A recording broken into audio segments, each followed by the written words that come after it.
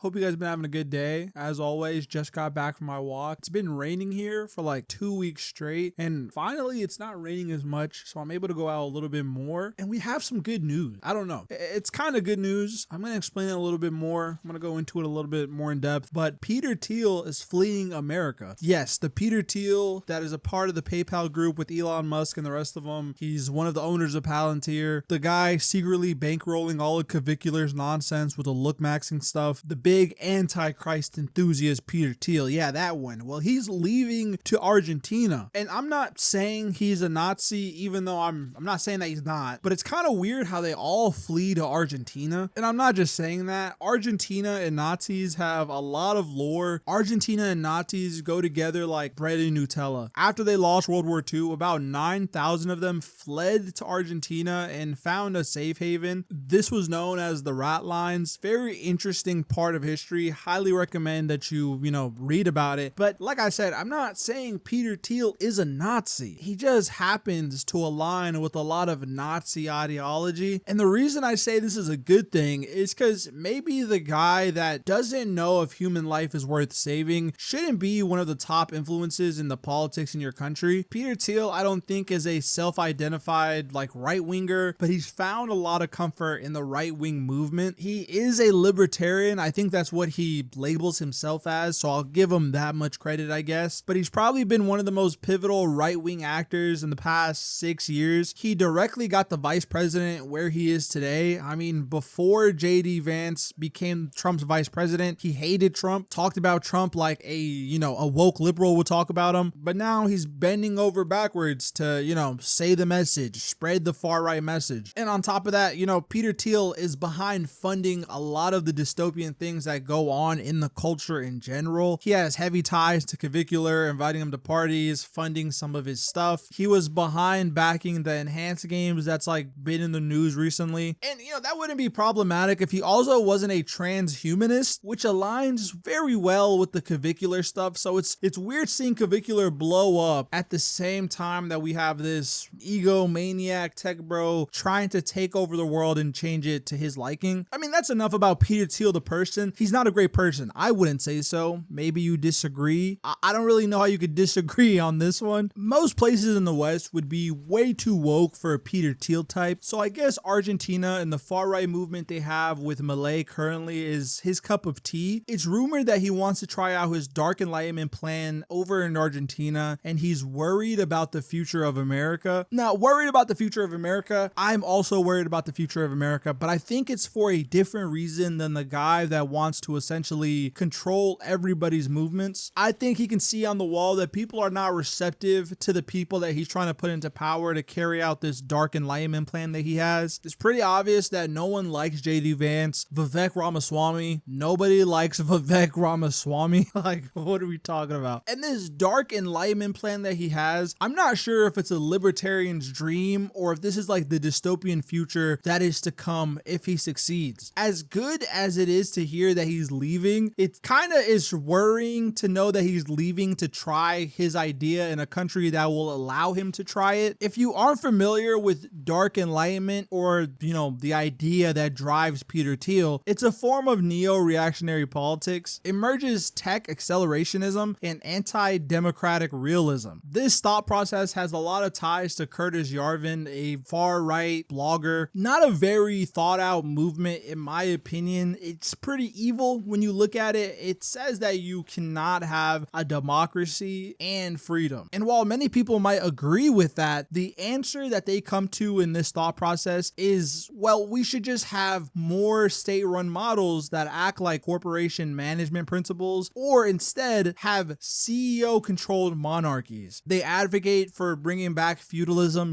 tiered classes, and apocalyptic technocracy. This is the part where Thiel fuses his anti-democratic views with his Christian eschatology. And again, don't get me wrong, I'm a Christian as well. Don't really talk about it on this channel a lot, but I am Orthodox. And it gets pretty tiring to hear Christianity thrown in all of these terrible plans. Like, you never hear Christianity being thrown in terms of like helping people or making their lives better. We're so far gone from the days of the social gospel or liberation theology where we were trying to fight for the poor to have the right to to have a voice in the system. And now we're going straight back to, you know what, we should be able to just take your voice away and you should just follow and be obedient. And again, I'm not saying this is what Christianity says, but this is what the people who want to manipulate it do with the religion. And with any religion, honestly, you always have that group that is trying to wield it for their benefit. But yeah, like this is the biggest bootlicking ideology there could be. They want a monarchy in place. They're tired of people disagreeing with them. So they want a daddy. They want a Trump with more power, a corporate CEO, rather than any form of democratic process. And he calls himself a libertarian, like I said, but his ideals really don't match up with that ideology. While neo-reactionism does pull a little bit from the libertarian ideology, they question government bureaucracy heavily and they want to shrink state power, but that's pretty much all that they align on. After that point, people like Carl Yarvin and the neo-reactionaries abandon their commitment to individual liberties and civil rights. They don't believe that people should have these because it leads to social decay, which is stupid. If you have to watch a society that close to make sure that it doesn't socially decay by keeping all their rights restricted and making sure that you can make every decision, then are you not just an overly strict parent who has to monitor their child 24/7 to make sure that child doesn't make a mistake? The child is not making mistakes because they know better. They're not making mistakes because you're watching over them, surveilling them. I mean, as bad as our system has gotten now, it would just take a couple fixes to make it a little bit better, you know? Enforce the laws, not have all the corporate interests lead the way. I've made a million videos talking about this, but Peter Thiel is just that bad of a person. I just find it really hard to see people being upset that the Epstein Files guy is leaving, you know, America. It's a W, but Argentina, I don't think should be happy about this either. Even though I know Milei is probably jumping up and down, he's in a bunch of scandals right now, the current Argentina leader. I mean, their economy is so bad, even post us bailing them out, that the people in that country are eating donkey meat now. Yeah, no, I'm serious. Inflation is so bad over there that they can't afford beef, so they've just resorted to donkey meat to get their meat, I guess. There's not many good things I can say about Argentina. The president sucks. He's losing support. The economy is somehow failing again. Poverty is on the rise. The president is in a scandal every other day, and they're pretty authoritarian, where even when his Congress, you know, turns down what he's saying, he'll just use a mega decree to override what they're saying. He's expanded the police power, given police the right to abuse their citizens without a warrant, and has gone wild building state surveillance. And the nail in the coffin for me is Javier Milei, the president of Argentina, coming out and saying that he is the most Zionist president in the world. I don't know what it is about South America and caping for Zionism. This is not the first South American leader or opposition party leader that has come out and said this, but hey, each their own. I don't agree with it. I don't know why they agree with it, but it's their country to run. But what is the end game of Peter Thiel moving to Argentina? And this is kind of what I've been trying to work in my head, and I've come up with a couple of theories. Why would one of the most influential tech bros leave America to go to South America at the height of the AI race and the surveillance taking over America? It makes no sense. And the theory that I have came up with, and I might not be the only person that's come up with this, but I think it ties very closely to colonization and the thought process behind that. The thing that created Israel. If you look at American politics, it's only going to get more turbulent. As 2028 comes up, as the midterms are soon approaching, we're going to see a lot of shifts in power. And I think with those shifts in power, we're going to see a lot of the things that are going pretty smoothly right now come to a halt or be questioned severely. People hopefully will be put in jail. So we're going to see change in one way or another, I think. And instead of waiting on change that might not favor the tech bros, I think what Peter Thiel is doing is trying to plant his seeds early. Everybody has heard of the corporate towns and how they're going to control everything from where you wake up, where you live, have you heavily surveilled by the palantir police. And while everybody pictured America being the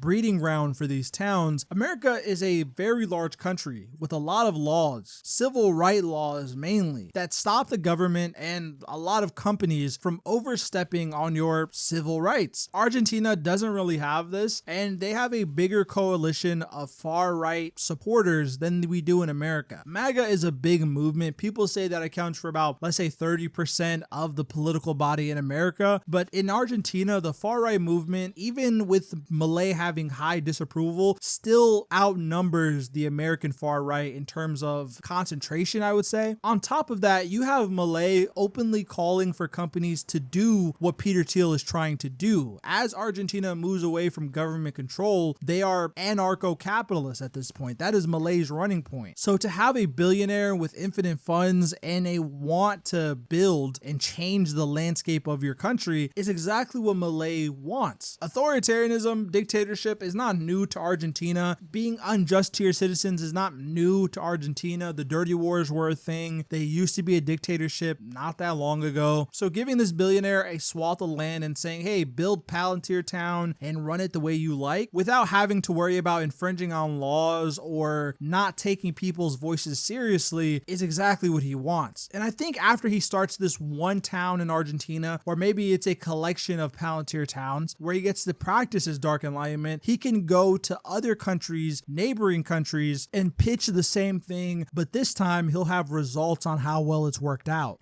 The next country after Argentina that I could see a Peter Thiel type going to is definitely Chile. They just elected Jose Cast, who believes in ruling with an iron fist and is also a very far-right leader who would love to eat out the hand of Peter Thiel. A lot of these countries have economic problems that they need to work on, and if a billionaire comes and gives them X amount of dollars to fix whatever they have going on, they're gonna take it. There's really not much stopping them from questioning it. And I think all this makes you look at the America's strong fist on South America plan a lot differently. A lot of people believe in patrolling our own backyard, but I always knew in the back of my mind that we're not patrolling it for the benefit of those countries or for the benefit of America even. We are back doing the same thing that we did during the banana wars and patrolling on behalf of corporations' interests. Giving Argentina that huge loan to bail them out not that long ago via Scott Bessent and, the Treasury was not for the interest of America. It was to undermine Americans and to help business interests of other people. We've allowed Argentina cattle farmers to undermine American cattle farmers based off the Trump administration's legislation. I mean, if you look at the Trump administration, it's just been pro-Argentina, and people have been questioning why. There's really no benefit. The country is in an insane amount of debt. The currency is worthless, and Argentina has a reputation of being bad with economics. So why are we putting our money on the front line for them every time? And I think to the far-right government that we have right now, the benefit to them to do this is allow Peter Thiel to build a safe haven for his ideology in those countries, maybe spread it to more South American countries, and in some hope, you take the people that are in those countries that have been with the Peter Thiel types and have been kind of ground down into this weird monarchist machine, and you bring them to America. I think the idea of immigration stopping in America is at this point not really happening. There's not enough support for it, and every time that this administration has tried to handle immigration, it's always erupted in some big scandal. Americans are very vocal, and they protest, and they argue, and they fight back. That has been true since forever of America's history. But I think after seeing this, Peter Thiel and the people that support him, Elon Musk and the such, kind of are going for a long-term plan. You can't just do everything in one Trump presidency. You do have to think long-term for meaningful change to happen. And in my head, that means going to another nation, building up your ideology, and once you have enough results, once you can say, oh, well, the country benefited economically, their people are living better, they're no longer eating donkey meat, it's so much safer, then you have the Trojan horse needed to get some states to give you land to do the same idea. On top of that, you can then import all the people that have grew up in Peter Thiel's towns and the same ideology that he preaches and allow them to come into America and make a European majority, because a lot of Argentinian people see themselves as European, and I don't know how it is for the working class in Argentina, but I've heard a lot of people say that the Argentinians that can afford to travel, because the country is very poor, the people who can afford to travel are very classist, are very supremacist, kind of believe that,